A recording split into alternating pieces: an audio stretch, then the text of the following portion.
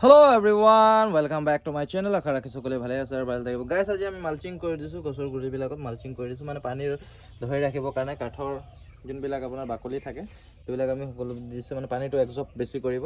চ' এইবিলাক মৌচুমী আমি কলম কৰিছিলোঁ আমাৰ গছৰ পৰা। গাইছ চাব পাইছে ফলন একদম ফুল লমালমে ধৰিছে।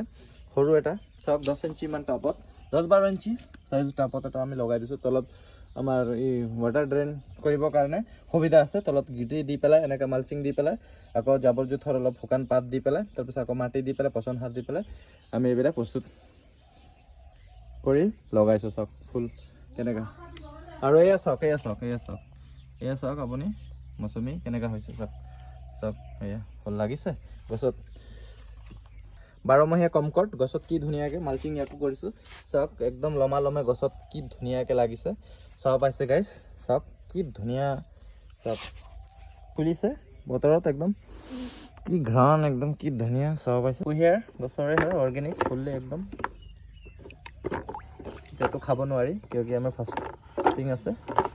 ষ্ট্ৰবেৰী পুলিবিলাক ইমান এটা ভাল দিয়া নাই, ষ্ট্ৰবেৰীবিলাক লাগিছে ইমান যথেষ্টখিনি, মানে পোকে লাগি গৈ আছে। স্প্ৰে আমি নকৰোঁ কিয় এয়া ষ্ট্ৰবেৰীবিলাক লাগিছে, একো মালচিং কৰিছোঁ। গছৰ পুলিবিলাকৰ গ্ৰ'থবিলাক ভাল হোৱা নাই, এইটো ষ্ট্ৰবেৰী লাগিছে। পকিলে আপোনালোকক দেখাম আমি। গাইছ জাপানী লেমন, ইয়াৰ ঘ্ৰাণটো অত্যন্ত মানে মনোমোহা কৰি তোলে, চাব পাইছে জাপানী লেমন গাইছ। আৰু ইয়াত ক'ৰবাত মই দেখা পাইছিলোঁ 2-3টামান মানে ফুলিছিলে জাপানী লেমন, ইয়াতে আছে গাইছ চাব পাইছে। এইটো চাওক ইয়াতে ফুলিছে, চাওক গাইছ চাওক এয়া দেখা পাই আছে আপোনালোকে ফুলিছে। এয়া জাপানিজ লেমন হয় এইটো। আৰু কোনোবা ইচ্ছুক ব্যক্তিক যদি এল'ভেৰা লাগে, আমাৰতো ডাঙৰটো এল'ভেৰা আমাৰ পাই যাব, আপোনালোকে এভেইলেবল আছে। তাক আজি ৰিপৰ্টিং কৰিছোঁ ইয়াতে, চাব পাইছে আমি ৰিপৰ্টিং কৰি দিছোঁ ইয়াতে।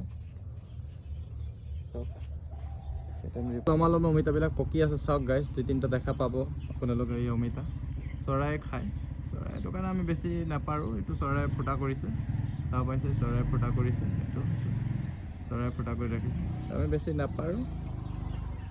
আৰু এই এলাচি গছৰ কালেকশ্যনৰ ভিতৰত এইটো এটা খুব অত্যন্ত সুন্দৰ এটা কালাৰ গাইছ। ৰ'জটো চাব পাইছে কি ধুনীয়া মনোমোহা, ফুলো হৈ আছে গাইছ, চাব পাইছে এইটো ফুলো হৈ আছে। এইটো এটা কালাৰ, আৰু এইটোতো দেখা পাইছে আপোনালোকে কি ধুনীয়া এটা কালাৰ গাইছ।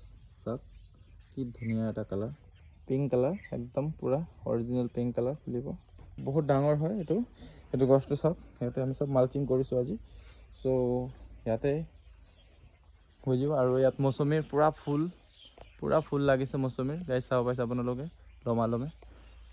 চাওক ইলাইচি গছবিলাকত ইলাইচি লগা নাই, ইমান ডাঙৰ খালি ব্ৰাঞ্চে ওলাই আছে। কোনোবাই কিবা জানিলে আমাক কমেণ্টত জনাবচোন কি কৰিব লাগে, আমি চেষ্টা কৰিম।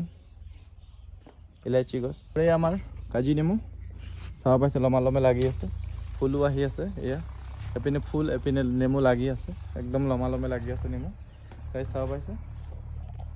একদম আমি পাৰি পেলাই ইয়াতে থৈছোঁ, অৰ্গেনিকভাৱে হৈছে এইটো। এয়া ফুল্লি অৰ্গেনিক একদম।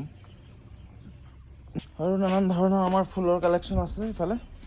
ত' ইয়াত ননী পূৰা হৈছে, এইবাৰ পূৰা চৰাই খাব পাৰিব, চৰাই চিৰিকটি। ইয়াত গোলাপো হৈছে মাজে মাজে, অমিতাবিলাক লাগি আছে লমালমে, ইয়াৰ পৰাই হাৰ্ভেষ্টিং কৰা হৈছিল।